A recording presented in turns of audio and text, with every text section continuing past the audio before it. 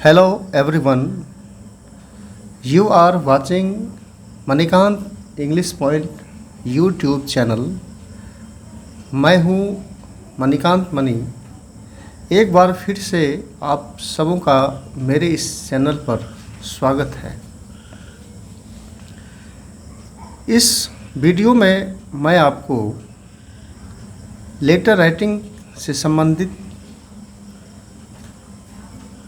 जानकारी को दे रहा हूँ और आज का टॉपिक है डायरेक्शंस ऑफ द लेटर्स, अर्थात लेटर्स को लिखने में उसका क्या डायरेक्शंस होता है, इसे जानना। अगर आपको मेरा वीडियो पसंद आ जाए तो इसे लाइक ज़रूर करेंगे और चैनल को सब्सक्राइब कर मेरे मनोबल और उत्साह को बढ़ाएंगे ताकि मैं इस क्षेत्र में और बेहतर से बेहतर कार्य कर सकूं और आप सबों के लिए एक नई जानकारी, एक नया ज्ञान ला सकूं। लिखा हुआ है डायरेक्शन ऑफ द लेटर्स, अर्थात यह हुआ जिस तरह प्रत्येक कार्य करने का एक तरीका होता है, ठीक उसी तरह लेटर लिखने का भी एक तरीका होता है जिसे डायरेक्शन ऑफ द लेटर्स कहते हैं।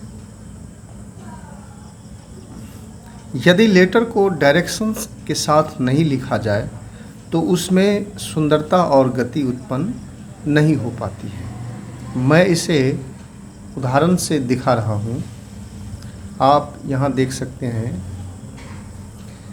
यहाँ जो लेटर्स लिखे गए हैं यह राइट डायरेक्शंस में एक को लिखा गया है और इसमें रॉन्ग डायरेक्शन में लिखा गया है। जैसे तैसे अक्षर को पूरा कर देने से लेटर पूर्ण नहीं हो जाता है। लेटर की पूर्णता के लिए यह ज़रूरी है कि प्रत्येक लेटर अपने एक सही डायरेक्शंस के साथ लिखे गए हों और जब कोई लेटर सही डायरेक्शंस के साथ लिखे जाते हों तो उस लिखावट में एक लिखने की गति उत्पन्न हो जाती है और लिखावट की सुंदरता बढ़ जाती है, अर्थात लिखावट में सुंदरता आ जाती है। अगर डायरेक्शन रॉन्ग है तो ये सब क्वालिटीज़ उत्पन्न नहीं हो पाएंगे। तो ये राइट और रॉन्ग डायरेक्शंस क्या है, मैं इसे दिखाता हूँ। जैसे कि ए लिखना है तो अब आप यहाँ देख सकते हैं कि मैंने यहाँ देखें 1, 2 और 3, अर्थात यह हुआ कि सबसे पहले एक नंबर पर किस लकीर को खींचा जाएगा। तो यह एक नंबर देकर के तीर ऊपर से नीचे की ओर है, अर्थात यह कह रहा है कि पहले आप यहाँ से यहाँ तक एक नंबर दीजिए, ये पार्ट्स खींचिए। उसके बाद 2 नंबर है, इसका मतलब है तीर नीचे की तरफ है, तो इस तरह से आप इसे लिखें। और 3 नंबर पे कुछ इस तरह से है, तीर लेफ़्ट से राइट की तरफ है, तो फिर लेफ़्ट से राइट की तरफ देंगे। तो इस तरह से ये राइट डायरेक्शन है। और रॉन्ग डायरेक्शंस क्या है कि पहले ए लिखने के लिए यदि हम सबसे पहले इस तरह से दे दें और 2 नंबर पे फिर इस तरह से लिखें, 3 नंबर पे इस तरह से लिख दें, तो ये एक रॉन्ग डायरेक्शंस हो जाता है। और दूसरा उदाहरण जौ का दिया गया है कि 1 नंबर दे करके, अर्थात 1 नंबर यहाँ से शुरू होगा, सबसे पहले इस आकृति को खींचेंगे 1 नंबर पे, 2 नंबर पे ये तीर लगा हुआ है, इस तरह से 2 और 3 नंबर पे इस तरह से, और फिर 4 नंबर पे इस तरह से। यानी कि ये रहा आपका 1 फर्स्ट, ये सेकेंड, ये थर्ड और ये 4, ये राइट डायरेक्शंस है। लेकिन अगर इसको इस तरह से लिखा जाए, जैसे 1 में इस तरह से 1, फिर ऐसे देंगे 2, फिर इस तरह से 3 और इस तरह से 4, तो यह लिखने का डायरेक्शन जो है वह रॉन्ग हो जाता है। तो प्रत्येक जो लेटर्स हैं उन सबों को एक राइट डायरेक्शंस में लिखा जाना चाहिए। अब मैं दूसरे उदाहरण से इसे दिखा रहा हूँ। अब आप दूसरे उदाहरण में देखिए, यह जो ए लिखा गया है, तो यह डायरेक्शंस यहाँ पेंटिंग किया हुआ है, अक्षरों का रंग दिया गया है। जैसे कि ए है तो सबसे पहले इसे रंगा गया है, तो इसका मतलब हुआ कि पहले आप इस तरह से लकीर खींचेंगे, 2 नंबर पे इस तरह से और 3 नंबर पे इस तरह से। तो ये राइट डायरेक्शंस हुआ, 1 2 और ये 3। इसी तरह से जॉ लिखने के लिए सबसे पहले इसे रंग भर दिया गया है, तो इस तरह से 1 हुआ पहला, और दूसरा है इसे इस तरह से खींचेंगे, और फिर तीसरे नंबर पे ये है और चौथे नंबर पे ये है। तो इस तरह से आपने देखा कि यहाँ ऊपर आपने देखा कि डायरेक्शंस को इस तरह से भी दिखाया गया है, ये राइट डायरेक्शंस है और ये रॉन्ग डायरेक्शन है, और इसमें भी डायरेक्शंस को दिखाया गया है कि किन किन रेखाओं को क्रमशः खींचा जाएगा। अब मैं डायरेक्शंस नंबर 3 को दिखा रहा हूँ। अब आप राइट डायरेक्शंस सी को देख सकते हैं। सी के अंदर एक अलग प्रकार से लेटर के डायरेक्शंस को दिखाया गया है। जैसे कि हमें ए लिखना है, तो ए किस तरह से लिखा जाएगा, तो सबसे पहले इस लकीर को खींचा जाएगा इस तरफ, अर्थात यहाँ से यहाँ, और दूसरा है फिर इस को मैंने खींचा, तो इसका मतलब ये हुआ कि इसको यहाँ से यहाँ तक खींचा जाएगा। और 3 नंबर पे ये सीधी सी रेखा है, तो इसके बीच में इसे लिखा जाएगा। तो फाइनली निष्कर्ष यह हुआ कि ए लिखने का जो डायरेक्शन हुआ, ये 1 और ये 2 और ये 3 इस तरह से लिखेंगे। इसी तरह से जॉ लिखने का डायरेक्शन है, तो जॉ को भी कैसे लिखा गया है, सबसे पहले इसे खींचेंगे, अर्थात इसमें इसको सबसे पहले इसे दिया जाएगा, फिर 2 नंबर पे इसको इस तरह से, अर्थात इस रेखा को खींचा जाएगा, फिर ये ऊपर से नीचे, अर्थात ये कह रहा है इस रेखा को ऊपर से नीचे खींचिए, तब फाइनली इसको, तो फिर इसको खींचा गया। तो जॉ लिखने के लिए हमें किस तरह से डायरेक्शंस दिया गया, तो ये रहा 1, ये 2 और ये 3 और ये 4। तो ये सही डायरेक्शंस लेटर लिखने का सही डायरेक्शन हुआ। अब राइट डायरेक्शंस का एक और उदाहरण देखिए, एक और तरीका देखिए। जैसे कि ए लिखना है, तो सबसे पहले इसे खींचा जाएगा 1 नंबर पे, 2 नंबर पे इसे, यानी कि 2 नंबर पे इसे खींचा जाएगा, 3 नंबर पे इस बीच में, अर्थात 3 नंबर में इसको बीच में खींचा जाएगा। इसी तरह से जौ लिखने के लिए सबसे पहले 1 में इसे देंगे और 2 में इसे दिया गया है, अर्थात इसे देंगे। फिर आगे इसे खींचा गया है तो अर्थात इसको इस तरह से खींचा जाएगा। और 4 नंबर पे ये ऊपर की रेखा खींचा गया है, तो अंत में इस रेखा को खींचा जाएगा। तो कहने का यह मतलब हुआ कि जौ लिखने के लिए सबसे पहले 1 और ये 2 और ये 3 और ये 4, तो इस तरह से रेखाओं को रंग भर करके इसे दिखाया गया है। तो आगे देखेंगे, लिखा हुआ है जैसे तैसे अक्षर पूरा कर देने से राइटिंग नहीं हो जाता है। बच्चों ने प्रत्येक लेटर को सही डायरेक्शन में लिखा है या नहीं, शिक्षकों को इसकी भी जांच कर लेनी चाहिए।